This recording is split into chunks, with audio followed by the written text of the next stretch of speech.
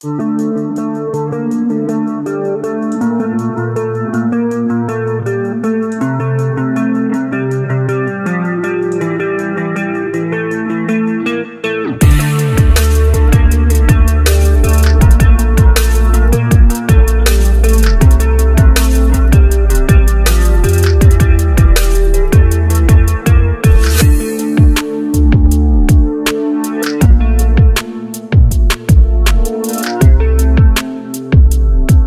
terima kasih rekan-rekan pers.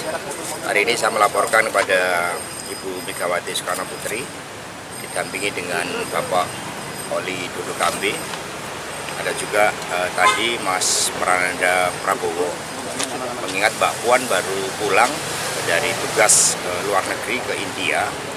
Dan di dalam pertemuan saya melaporkan dinamika politik nasional terkait dengan apa yang terjadi di Mahkamah Konstitusi.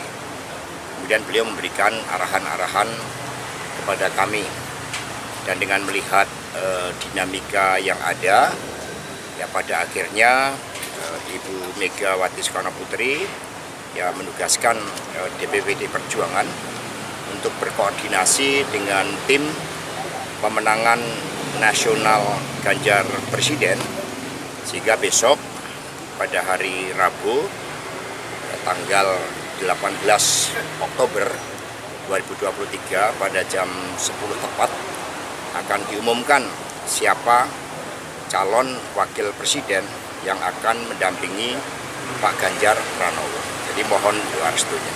Pak, inisialnya M Mahfud ya Pak? Ya, inisialnya Indonesia Raya. Jadi untuk Indonesia Raya, untuk rakyat Indonesia, untuk kemajuan kita bersama. Dari menteri bukan Pak? Ya. Mas, dari Mas, kisi-kisinya apa lagi? Kita tunggu besok. Jadi hari ini Ibu hanya bertemu dengan jajaran internal ya DPP. Ya, kan ini kan udah ada teknologi, jadi komunikasi itu sudah dilakukan ya dengan menggunakan sarana-sarana teknologi yang ada. Mas, berarti kan dari pencermatan virtual, itu pencermatan kan sudah dilakukan cukup lama. Jadi pertemuan kalau Ibu Mega bisa dilakukan di ruang-ruang publik.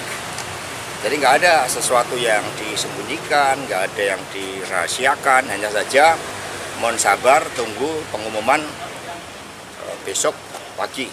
Backgroundnya betul menteri ya Pak Hasto ya? Ya. Menteri. Pokoknya rahasianya bahwa yang dicalonkan itu betul-betul hasil perenungan yang mendalam dan sesuai dengan tantangan yang dihadapi bangsa kita saat ini.